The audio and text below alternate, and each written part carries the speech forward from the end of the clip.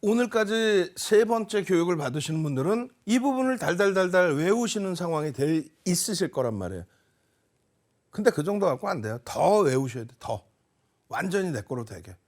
그렇게 해서 여러분들 스스로가 이걸 여러분들 거로 만들어야 돼. 그러니까 요 날짜의 기준은 15년도 6월 달에 상한가 제도가 30%로 확장됐을 때 3에서 5거래일만 돼도 충분하게 변동성 기준에서 또 크기의 기준에서 또 저점 인식의 기준에서 잡힐 수 있다. 1에서 3거래일도 마찬가지. 응? 거래대금이 10배 올라왔어. 10배. 말이 10배죠.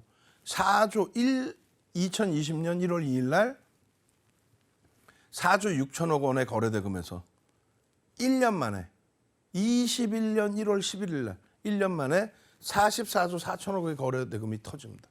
그렇게 되면서 뭐 변동성이 시가총액 10위가요. 시가총액 10위 그 당시에 누구였어요? 현대모비스. 현대모비스가요. 갭상승 이후에 장중에 오전장에 상한가 안착을 합니다. 상한가 매수 잔량이 쌓여요. 현대모비스. 시가총액 당시 10위짜리가. 그 정도로 변동이 커졌었습니다. 그러니까 지금의 기준에서는 그러한 흐름이기 때문에 에코프로라는 종목이 시가총액 얼마에서부터 13배 올라온 거예요? 1월 말 종가 기준으로 12만 2,800원. 이게 얼마요? 154만 8천 원인가요? 어찌됐든. 시가총액이 12만 원이면은 2,600만 주 하면 얼마예요? 3조? 어마어마하죠. 3조짜리가 40조를 넘겼어요.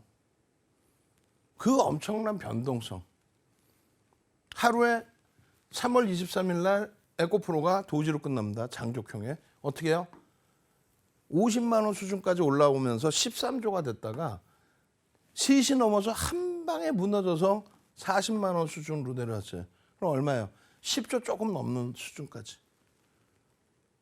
그렇게 해서 도시면은 이걸 되돌릴 때 망치형이든 어떤 또 다른 내용의 기준을 설정할 수 있어요, 없어요? 있습니다.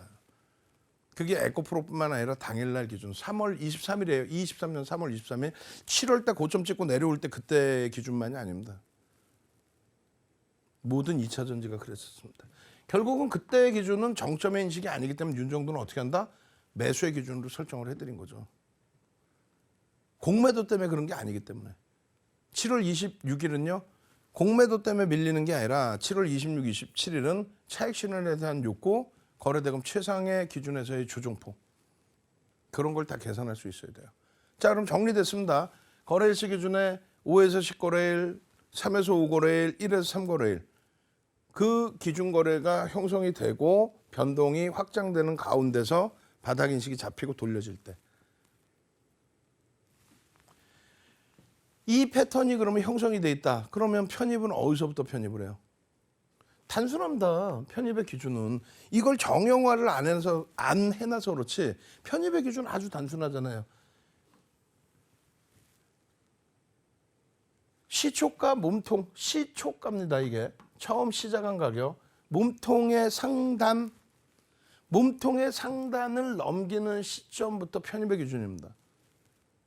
또 이 몸통의 고점 꼬리가 달려있죠. 이 꼬리가 달려있는 구간 넘길 때 편입의 기준입니다. 나는 공격적이야. 여기 몸통 넘길 때. 나는 야 여기까지 올라왔었는데 요거까지 넘겨야 될 것 같아. 그러면 보수적이신 분들은 여기까지.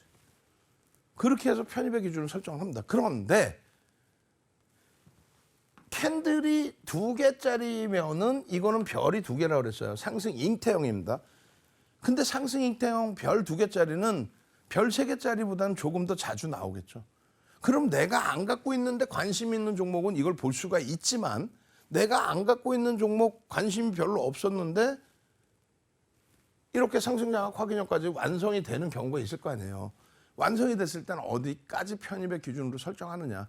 그 다음 거래일이잖아요. 여기서 어떻게 형성될지 모르죠. 그래서 그 기준을 요 세 번째 캔들의 몸통과 꼬리, 고점까지를 전부 편입의 설정 범위로 잡는다. 1거래일의 몸통 상단 시가라고 써놨어요. 몸통 상단 시가와 고점을 돌파할 때 그때 편입 기준을 설정을 한다. 패턴 완성 후에 3거래일째 보는 흐름이었다면은 갭하락이 나서 여기서 출발할 수도 있잖아요. 그럼 돌파를 할 때 갭 상승 나와서의 기준이다. 그럼 따라붙을 수 있어요. 근데 음봉 떨어지면 뭐 손절이죠. 근데 만약에 음봉이 내려와서 여기서 맴돌아. 그럼 여기까지가 편입의 설정 범위다. 그 다음 패턴에서는 뭐 따라붙는 거야 뭐 상관이 없죠. 왜? 매도의 기준이 아니니까. 그럼 여기서 제일 중요한 건 뭐예요? 세 번째 기준에 되돌림의 흐름은 어떻게 기준을 잡을 거냐. 되돌림의 흐름은 어떻게 기준을 잡을 거냐. 1거래일과 2거래일의 캔들의 2분의 1을 하향할 때 기준을 잡는다 그랬어요.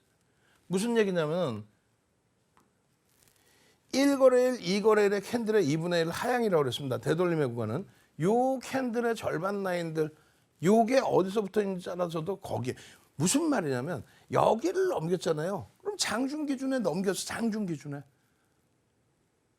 장중 기준에 넘겼어. 그럼 장중 기준에 넘겼다가 장중에 되돌려 놓으면 정리를 할 수 있겠죠. 근데 변동성이 비이성적으로 흘러가는 건 아니잖아요. 그래서 이 변동성이 비이성적으로 흘러가는 게 아니기 때문에 3거래일제의 변동성이 뭐 일정 범위 제한적이란 말이에요. 이게 1에서 3배짜리니까 이거를 월등히 뛰어넘는 비이성적인 부분에 있어서는 뭐 예를 들어 상한가를 갔어. 얘는 3%짜리인데 상한가 갔어.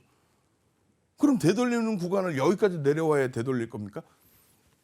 그래서 비이성적인 흐름 말고 정상적인 추세 강화의 흐름에서 정상적인 1.5에서 3배 정도 수준의 변동성이 확장될 때 그럴 때 기준에 장중의 기준에서는 이 세 번째 봉이 형성되어 있는 이 장중의 움직임에서는 당연히 여기가 이탈되면 손절이죠. 그런데 여기서 계속 맴돌고 있으면 어떻게 할 거야? 계속 손절 매수, 손절 매수, 손절 매수 이렇게 할 거야? 아니지. 이렇게 돼 있으면은 여기에 한번 또 올라가서 따라가서 분할 매수 한번 2번 정도의 매수. 혹은요. 샀는데 하필이면 여기서부터 밀렸어. 그러면 여기서 분할 매수 한 번 더. 그렇게 해서 평균 단가 대비해서 뭐 2, 3%의 조정 기준을 잡습니다. 다만 그 2, 3%라고 설정하는 범위가 제한적일 수 있으니 요 캔들의 절반, 요 캔들의 절반의 설정 범위를 잡아서 대처한다. 요렇게 설정한 겁니다. 이해되시죠? 그렇게 놓고 보시고 3거래일의 기준에서 이렇게 편입을 했을 때도 두 가지로 나뉘어서 봅니다. 여기에는 지금 안 나와 있죠. 그래서 3거래일의 펜들 기준의 설정 범위에서는 3거래일의 기준 여기까지의 매수 구간으로 설정을 했는데 만약에 이 라인이 절반 라인이 이탈됐다. 이게 기준봉이 되잖아요. 이제는. 패턴이 완성됐기 때문에 얘가 기준봉이 된단 말이에요. 이렇게 올라갔든 뭐 어떻게 갔든. 그래서 기준봉의 절반 라인이 이탈되는 시점, 그 시점을 되돌리는 구간, 정리의 구간으로 설정해서 기준을 잡는다. 이렇게 말씀드립니다. 결론적으로 이러한 흐름이 완성되고 나서의 흐름이에요. 위메이드입니다. 위메이드의 일봉입니다. 요거를 당겨서 보시면 이렇게 돼 있어요. 요 기준인데 요거를 요렇게 해서 당겨 볼 겁니다. 왜? 잘 안 보이실 수 있어서 더 당겨주면 이렇게 돼 있습니다.